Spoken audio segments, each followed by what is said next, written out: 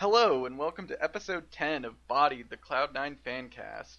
Today we'll be discussing the results of the world's group drawings and C9's chance of advancing onto the bracket stage, the 6.18 Worlds patch, and, well, that's about it, because nothing really happened this week. I'm your host, havokpus, and accompanying me today are... Today I'm back as frozencreek. My computer's finally fixed, and I am back online. And I am Headwires. I've been on the past couple episodes. Good to be back. Yes, the return of frozencreek, foretold in the prophecy, the one foretold by Frank. Anyway. Wait, who's Frank? It was an Invader Zim reference. No one ever gets it. It makes me feel kind of bad, honestly. Okay. All I get is Bob's Burgers references, and that's about it. Anyway, so the group drawings were held this weekend, and everyone is all squared away for their matches for Worlds. Frozen, how do you think the groups turned out? Do you think it's a bit unbalanced, balanced? What's your thoughts? All right, so for this year, I really like the group draws. It looks like, despite G2 got a second seed for Europe, like it kind of balanced out the groups. It looks okay because H2K was always going to get in pot 2 and Splyce was always going to be in pot 3. So I think it looks like it's going to be a really good group stage, and I'm really excited for effort to start. Riot just released the match times today at some point. I'm not quite sure when, but a lot to look forward to. Yeah, I think these groups have a lot of really exciting matches. Group A has G2 and CLG going against each other again, maybe trying to beat back some memes.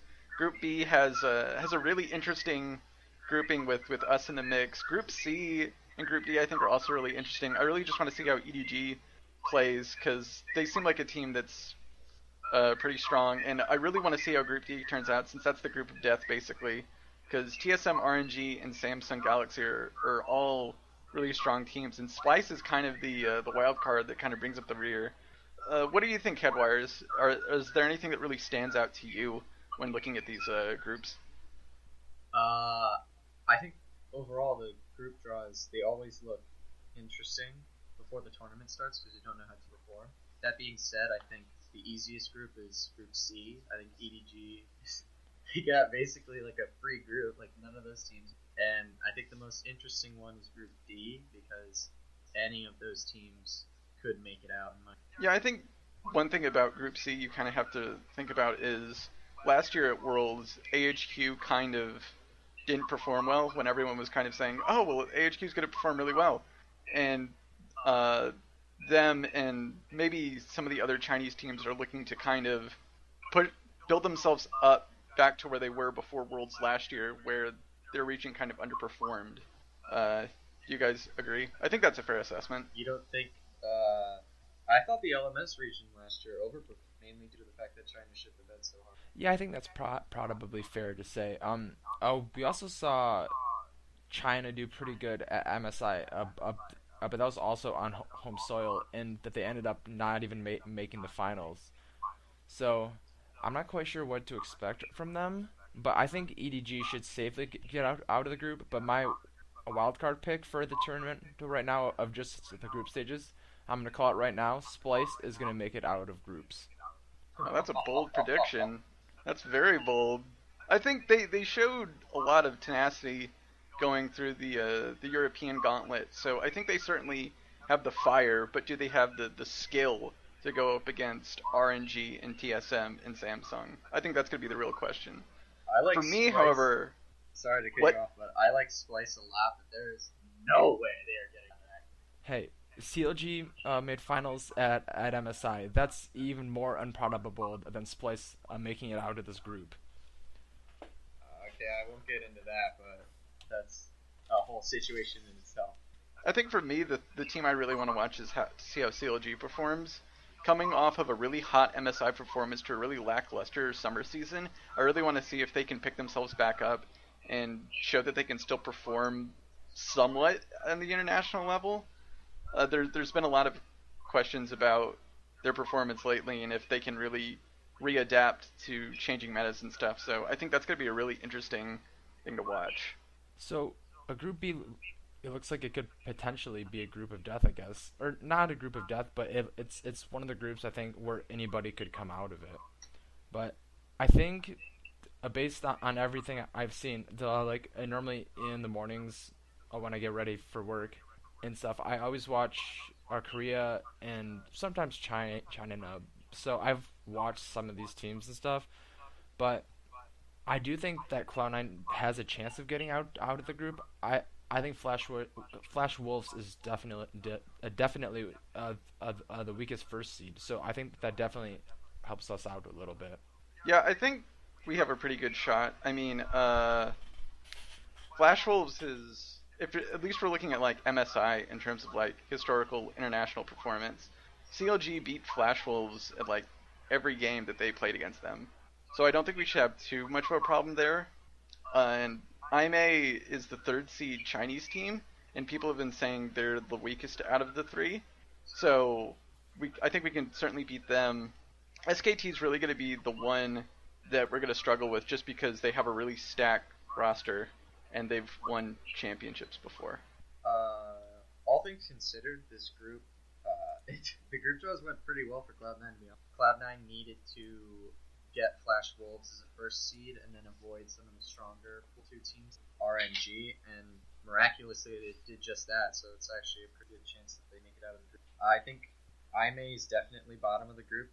No one's really expecting much from them, and the real question is how Cloud9 performs against Flash Wolves, which I think stylistically they match up against them. Yeah, people have been saying that the mid lane matchup especially is going to be really interesting because Maple's a super good mid laner, and Jensen's also a super good mid laner, so we're going to kind of see a lot of these really interesting kind of mid lane matchups to see who's the more skilled opponent.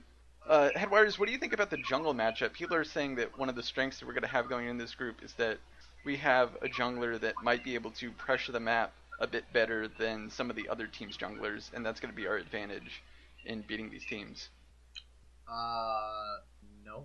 I don't think that's really... I don't know where that came from, but I think Meteos, especially recently, hasn't been...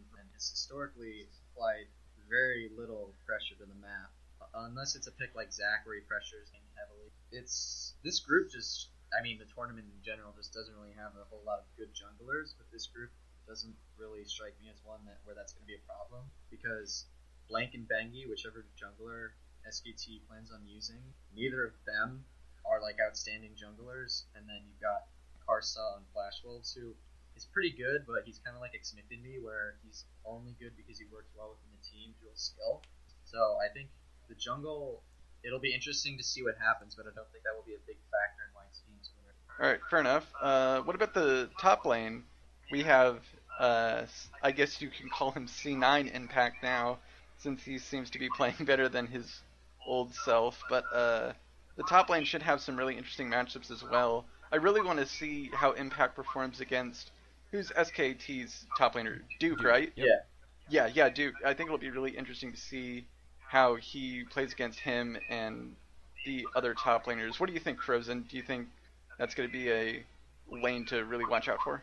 I think this is something that we're gonna definitely have to touch upon in the Worlds patch a little bit, but I'm not worried at all about Impact. Even if we put him up against Smeb, I'd be confident that he wouldn't blow the game for us by being like 40 CS down and 3 kills or some crap at 30 minutes. So depending on how the patch changes, I think he's not the one that we should be worrying about.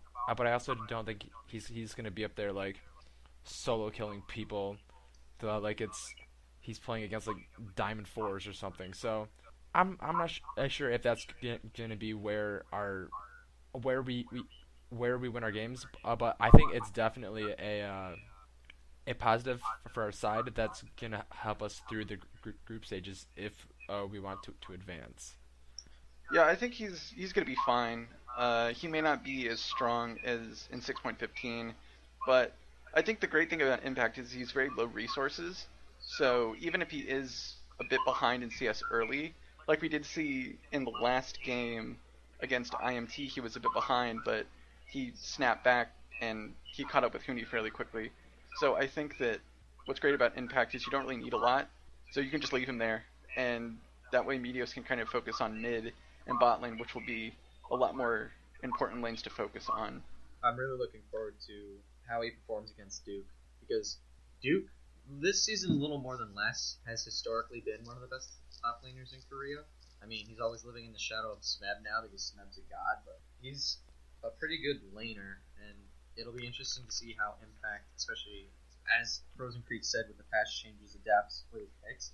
But I think it might really not matter that much because, as we saw in TSM, Impact can be a god, and then you can still just like not keep up with it. Yeah, for sure. It's there's a lot of really interesting matchups. I also want to touch on bot lane. What do you guys think is going to be the goods and the bads of that? Do you think that our duo has enough to at least go even with the likes of like SKT with the Bang and Wolf? Personally, I don't think we have a chance against Bang and Wolf, but that's not really saying much. I think Sneaky and Smoothie are good enough to at least not get solo killed in lane repeatedly or something. I think Bang is a tier above Sneaky when it comes to ADCs, but that's not really saying much because he's actually like really freaking good.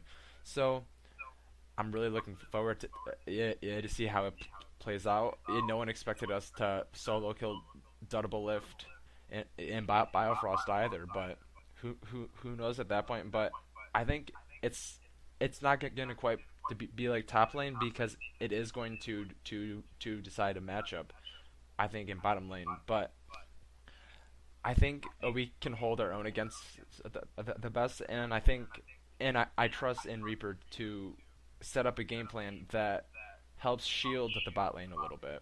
That's another good point. I think that, especially coming into this, we really have to look at Reaper because he's been really instrumental, especially in these last few weeks, in giving us just really good comps that stick to our strengths. I think that that's actually also just going to help us in scrims, because even though we're the third seed, we have Reapered, and we've proven through our gauntlet run and our finals run that we're probably the second strongest team in our region. What do you think, Headwires? How is Reapered and our bot lane going to help us potentially succeed? Bot lane's never been a lane to worry about much like top. Even if they lose, they don't lose hard enough to where it's like has a huge impact on the outcome of the game. I think obviously SKT has the better bot lane, but the other two teams in the group, I mean, like based on talent alone, C9 is just like outclasses the other two teams in the group, and I think it'll be interesting to see how the bottom lane plays up because I think that of the North American teams, we probably have the worst bot lane coming in, but our strengths, Cloud9 as a team, really outweigh the weaknesses because a lot of the team's weaknesses in this group play to Cloud9's strengths. So, yeah, I'm not really expecting much from the bot lane, but that being said, I'm not really expecting to lose super hard either. One question I'm going to pose to you guys. So, SKT didn't win Korea the split. Are they as good as they used to be? Do we think that they're just like a demolition the group and come out ahead with like beating all of us, or are there chances that we could take games off them, or Flash Wolves could take a game or two off them and maybe not even win the group? I don't want to say it was a fluke that they didn't make the final, but there's no way that they're going to be playing as poorly as they did then coming in. Yeah, I think SKT in years past compared to last year, they're probably not as good, but that's still being said that they are SKT and they are for. I think the group stage is really weird because it's best of ones, so like a lot of upsets can happen. So it's definitely possible that Flash Wolves and Cloud9 can take games off of SKT, but I think it's overall unlikely that SKT doesn't make it out of the group, even if they're not first. Yeah, one kind of phrase that I've been saying about Impact during the season, every time we win a game, is don't sleep on the champ. And I think that applies a lot to SKT. They may be a bit weaker, but I think when comparing Korea as a whole, things like Rocks Tigers and SKT they're always going to be like a top team, I guess. So you really can't go, oh, SK Telecom didn't finish first in Korea. They're good. We're gonna beat them easy. I think you really have to show a lot of respect to them and really go in with a game plan and hope that you can just not do really bad. I think the other thing that's interesting about SKT this year compared to last year is that their weaknesses as a team they're not really exploitable by any of the teams at Worlds, except for maybe Rock's Tigers. I think their weaknesses are mainly in the jungle position, and Wolf has been extremely shaky in Season 6. Like, his MSI performance, I was, like, honestly thinking like, if they're going to replace him or not, because he was, like, almost straight beating some of those games that they lost in the group stage. But, yeah, they always, Kalma, the coach, is extremely good at adapting and working with what he's got, so SKT is probably going to win this group, all things considered, but it wouldn't surprise me if they lost game. Alright, well, before we move on to talking about 6.18, let me give your predictions for the groups. Who's going to make it out? I'm going to start with you, Frozen. Who do you want to see get out of groups? Out of all the groups? Oh, well, just our group, I guess. Our group? I think I have to be a homer here. I'm going to go SKT as number 1 and Cloud9 as the 2nd seed. Narrowly beating out Headwires? Flash Wolves in a tiebreaker of some sort. Yeah. Oh, we only get to talk about B? Come on. Fun. Yeah, let's do Alright, all of them. let's just do Okay. all of them. Group A, I'm going to go with Rox and G2. I think G2 is better than CLG on any day of the week. And despite what happened after vacation, I think that the bot lane for G2 is one of one of the better bot lanes in Worlds right now, especially coming from the West, if not the best bot lane. And I think that they're gonna easily come out of Group A. As I said, SKT and Cloud9 from Group B. Group C, EDG, and I'm not sure. I'll give HQ, I guess. That's probably a safe bet. And from Group D, I'm gonna go. Oh man, this is tough. TSM and Splyce. Bye bye RNG. A bold prediction. What do you think What about you, Headwires? Oh, okay. Group A, I think. I don't think CLG is going to do as bad as most people think, but yeah, I think it's Rox G2. There's really no logical way that CLG makes it out unless G2 just like shits the bed, but I really don't think that's going to happen. Group B, I'm going to say SKT Cloud9. I think as much as people are hyping up Flash Wolves, they're really just Maple and trying to have him take over the game, and I think Cloud9 just has the individual talent to where that won't be possible. Group C, obviously EDG making it out of that group in first place, but for some reason, I really want to say H2K is making it out of that group, but I just have this feeling that they're gonna choke again and not make it out. That being said, I think H2K is probably making groups, so EDG, H2K for Group C, and then Group D.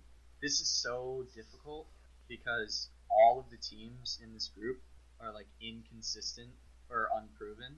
So I think any of these groups can make it out, but I think it's going to be Samsung TSM. Alright, well for me, I think Group A is going to be Rox G2. No question there. Group B, I'm going to go Samsung Cloud9. That I think that's just what everyone is thinking. Oh, I think that's Samsung! pretty much the SKT. Wait, did I say Samsung instead of SKT? Yeah, you did. Ugh. You know, I was going They to say, both look, start I don't with think S. they're going to make it out of Group D. Disregard everything he says now. All infactual. Well, for Group C, I have EDG coming out first. I'm not sure about AHQ and H2K. H2K does have Forgiven, so he is bringing up that power in the bot lane. But H2K, I think, can also make it out, so that's kind of a toss-up. If I had to pick one, I'd probably go with AHQ. I don't know why. I think that's the better team. As for Group D, I've been struggling this with my pick'em, actually. Right now I have it as Samsung and TSM getting out, but RNG is a really tough opponent, and Splyce is a real wild card, so it's really anyone's game for that group. So it'll be really interesting to see how that turns out. What do you guys think about the possibility most dominant team in terms of win rate might not make it out of groups? That's pretty crazy. It could happen, though. Yo, all those TSM fans, what do you say to that? Your team's the best it's ever been, and they might not make it out of groups. That'd make him really angry. I don't want to see a lot of salty TSM fans. They get really emotional. Quick question: do either of you guys know if Doge is on either of the wildcard teams? The I don't think infamous so. I Poppy think he's support? on Supermassive. Oh, okay. Yeah, I wasn't sure. Um, oh, yeah. For whatever it's worth, Cloud9 is 40 to 1 to win Worlds. So, if you want to bet on that, I don't think it's a bad bet to make if you were to like throw $5 on it. Oh, do you Though know they're not gonna win it.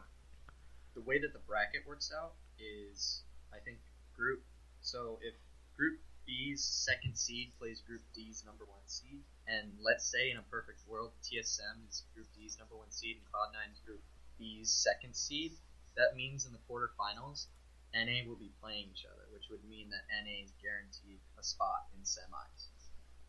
Oh, I thought they would have. Oh, okay. I didn't realize that they set that already. I thought that it might be like a draw, but I was wrong. I'm pretty sure that that's, like, I saw on the post that they made about Worlds that the bracket stage was fixed. Although I don't know, I could be completely wrong about that and look like an idiot, but I'm pretty sure it's. I just assumed I'm probably wrong. And one more thing to add: Cloud9's first game is against SK Telecom on Friday, September 30th at 7 p.m. Eastern Standard Time. So they are the first game of the night on day 2. All right, well, let's jump into talking about the new patch for Worlds. It's on 6.18, and a lot of stuff has happened between 6.15 and 6.18. Basically, Kled is going to be available. Do you guys think that anyone's going to try to pick him up, or is it too soon to tell, based on not really seeing a lot of him in any sort of professional environment? I think someone might pick him. My best guess would be it's some kind of like pocket pick in Game 4 or Game 5 of a team that's down against elimination, and they just want to throw something new into it. Or it could be one of the wildcard teams who tries to pull something cheeky out. I really want to see Impact play it. I think that's a champion. I feel like that's just a champion that he's really just gonna go off on because it's so aggressive. I actually haven't played a game against him yet because my computer's been broken. Is he good in lane? Do we know? I'm not sure. What about you, Headwires? What's your take on the Kled situation? He's kind of weird where he's like, it's a pick that tries to dominate lane and have utility, so it's kind of like Sivir in a top lane, if you can imagine that. I mean, I can totally see a team picking him up, but like, I have no idea like what these teams are gonna do. Fair enough. There's also some turret changes. They've increased the radius, I think, at which they can attack an enemy if they're trying to dive, and I think they've changed up a bit of the AI to what it attacks if it doesn't have a target. Yeah, I've so noticed in my solo queue games. Yeah, I was just gonna say that, and I was gonna blame that on my 0 LP. Do you think that that's gonna affect some teams that like to really dive towers a lot? Is that gonna put a kink in those strategies, or is that just gonna be business as usual for them? Yes.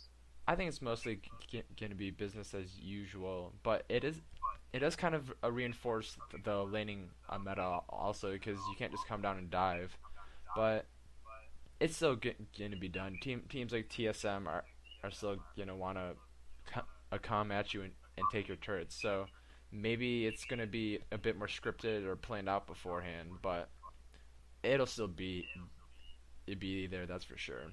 It's not a big change, but it does hurt aggressive bottom lanes like H2Ks, but it doesn't strike me as like a big change in what it was trying to do, which is like make it less appealing to 4-man dive with the jungler in top lane TP to bottom lane. Like, that's still very possible to happen. If anything, it makes certain champions more viable, like Alistar, because Alistar is really good at diving the bottom lane, but I don't see this as like a big meta shift. Yeah, I think it's mostly going to be just, it'll force teams to maybe plan strategies a little more carefully, is probably the best way to put it. I agree, if a team is really good at diving towers, they're they've probably already figured out a way to do it with these new changes, no problem. So I think that that's not going to be a super big issue. Moving on to buffs, at least the ones that stood out to me were Ezreal's attack speed has been buffed with his passive, and I think just his base attack speed. So now he can shoot more. Lee Sin has gotten an increased lifesteal with his W, and Misfortune's Love Tap does 100% damage to turrets. So I hope we see her played because I like Misfortune. I hate What do Misfortune. you hate Misfortune? She's so dominant in I lane. hate her ultimate. She's great. She's the first Just champion press one that button I and made. kill everyone. Misfortune's ult, it tilts me every time. Level 5 Misfortune Mastery. Let's go. There's no chance Misfortune gets played at Worlds because it's just like a Trundle Pillar, Bardal. Like there's so many things that just make her irrelevant. Yeah, it is kind of hard to play her because there's so many things that can interrupt her. It's kind of stupid. That being said, I think Ezreal will definitely become not high priority, but a pretty good pick for 80 carries considering the other three got nerfed. I think he'll definitely be at least A tier because he was getting picked pretty often, even before all the nerfs. So I think his build is a slight tweak away from being an S tier ADC. I just don't know how that's going to be done. Yeah, I think the thing that makes Ezreal really great is that he builds Iceborne Gauntlet, and he gets it pretty early, so you have that really nice poking slow that you can just kind of wear people down, especially with the Nanimmune, so he has a lot of mana. Has any other buffs to champions within the last few patches stuck out to you guys? Anything that I missed? You mentioned Lee Sin, but there's also Vi, who can maybe see some play. I'm not quite sure if she will, but she could see some play. Yeah, the jungle meta will be interesting to see what they whip out because Rek'Sai Gragas got nerfed. I don't think Gragas is going to be played like at all during Worlds, so it'll be really interesting to see. I think Elise is going to be extremely high priority, and we might see Graves come back in. And then there's a couple teams, their junglers who really like Lee Sin, like the pocket pick, like Svenskeren, Bengi. Everyone pretty much plays Lee Sin, but I don't know how good he will be in this meta. The only thing I do know for sure is that Elise will become extremely. Yeah, speaking of nerfs, like pretty much every lane has gotten some nerfs, I guess, to kind of shift towards maybe a more diverse pick and ban for Worlds. The holy trinity of ADCs right now, Jhin, Ashe, and Sivir got nerfed. There were nerfs to like Talia. There were a lot of top lane nerfs. Gragas and Rek'Sai got a lot of nerfs. I hear Gragas' ult now is like just really clunky because they changed it. Who are you hoping to see kind of rise to the top now, Frozen? Any sort of picks in particular? I'm pretty confident that Rek'Sai is still going to be at least an A tier jungler, though I don't know who's going to jump out of the depths to be the number one. I don't think it's going to be Elise, and I guess Elise, Rek'Sai will be good. Gragas might still see some play just because he's tanky and his clears are okay. Going to top lane, the reason I don't think that Impact is going to be solo killing everyone is because I don't think Nar's going to be quite as big of a priority pick because Nar and Frozen ML got nerfed, so unless he's pulling out maybe Echo, maybe a Kennen, I don't think he'll do that though, just because he's overwhelmingly played tanks all year.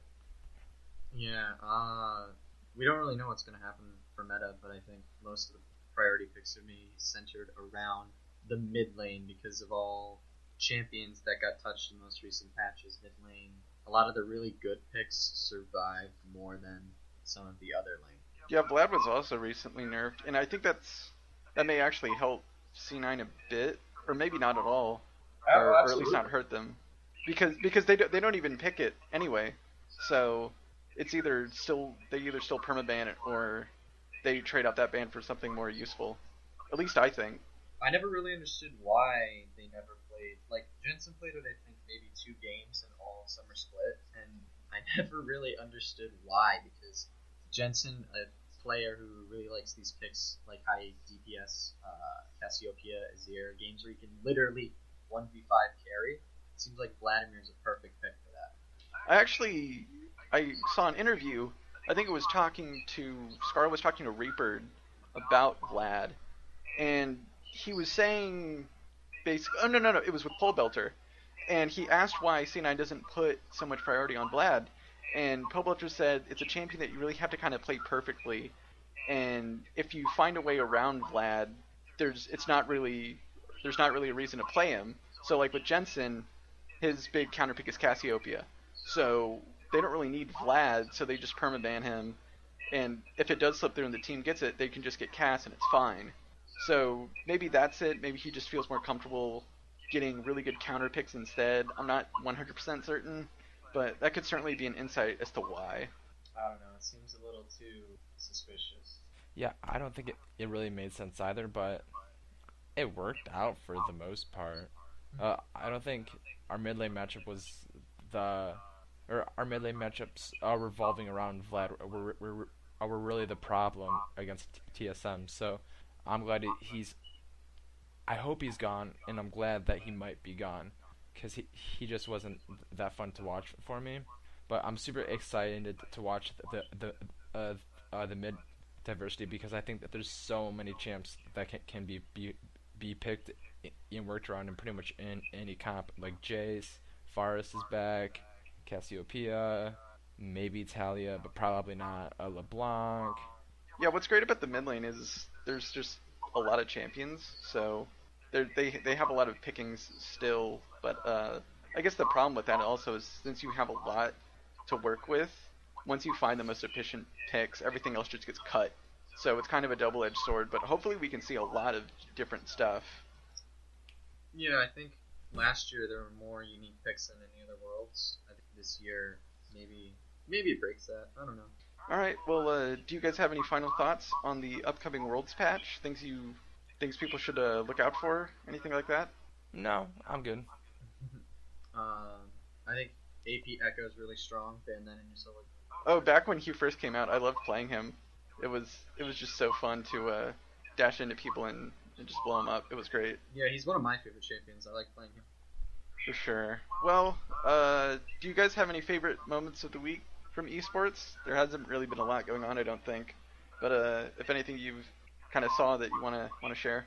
I have two things I can add really quick. I was making food a couple hours ago, Progies, if anybody cares, and I had Arc2nd's stream on in the background, and he said that Jensen's, I guess, considered the top mid laner at laning in NA. So I thought that was cool for someone to come out and say that. But my moment of the week was watching Skara on stage at the Worlds draw. He just looks so like awkward and like out of place, kind of like a totem pole almost. Yeah. You guys It was remember? so silly. Like, what the hell is he doing up there? I won't go on a Scar rant, but you get the point. Do you guys remember that CLG interview where talking to, I think it's Blink, and he just like comes up behind him and is like, just makes like the weirdest face, just like and it's like right there in the background. It's so fun. I haven't seen it. I'll have to look it up.